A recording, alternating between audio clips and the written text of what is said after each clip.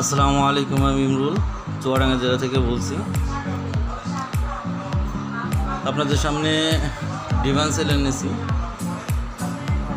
Original JR গোল্ডের ডিভান্সেল, JR gold motor, JR gold controller.